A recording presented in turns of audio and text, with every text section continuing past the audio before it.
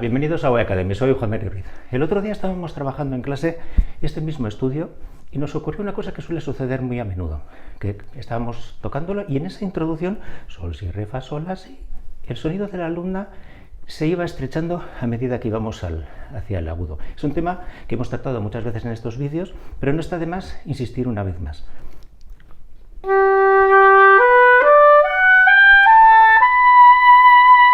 Tenemos que llegar a este sí, que es una nota relativamente aguda, que además tenemos que abrir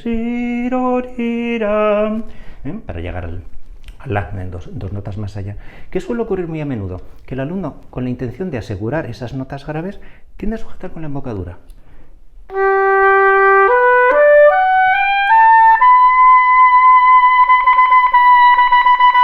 Este es el sí correcto, pero el que hemos llegado por ese afán de sobreprotegerlo, de sujetarlo, estaba mucho más alto de afinación y mucho más estrecho de calidad de sonido.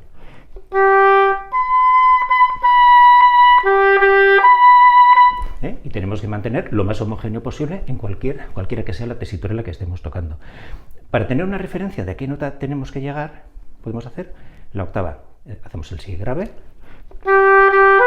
si medio quería decir, lógicamente. Y a partir de este, encontrar la colocación del si agudo. Como ya sabéis, se trata de ayudar un poco, subiendo la lengua, oí, pero sobre todo no apretando con la embocadura. Pero no siempre es fácil detectar que estamos apretando, el alumno que se dé cuenta. Y una forma muy eficaz de hacérselo ver es provocando el error. Vamos a hacer este sí agudo, pero vamos a moverlo. Vamos a apretar intencionadamente, vamos a aflojar, a ver dónde encontramos el punto medio, que será donde se encuentre la nota bien afinada y bien en su sitio. Ahí es evidente que estoy apretando. Le digo al alumno que afloje. Ahí es evidente que he aflojado demasiado. Ahí tengo que estar yo muy atento para detectar cuál es el punto justo. Ahí hacérselo ver y decir, para, ahí es.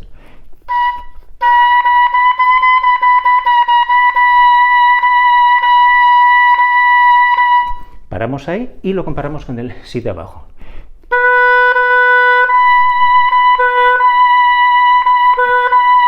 Ahí estamos. Y ahora ves si en esa subidita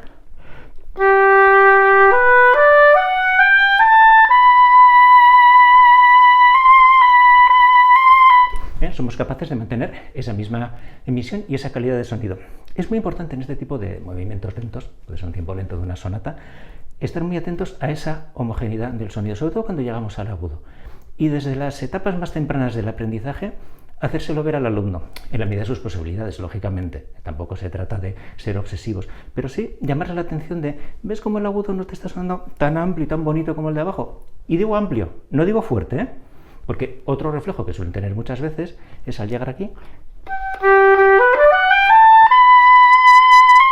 de repente hacerlo más fuerte porque es más agudo. No, son cosas diferentes, son parámetros distintos. Estamos hablando de amplitud de sonido.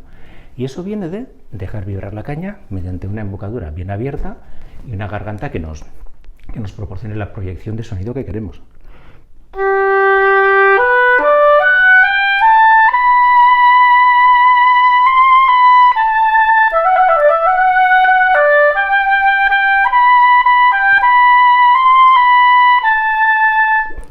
Además, si tenemos este mecanismo bien interiorizado, bien automatizado, nos permite corregir la afinación.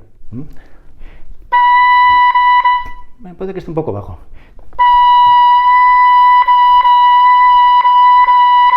Ahí puedo ajustar la nota, subiendo un poco la lengua, pero sin la necesidad de hacer a la garganta ni de apretar con la embocadura, lo que nos provocaría una pérdida de calidad de sonido. Seguimos la semana que viene.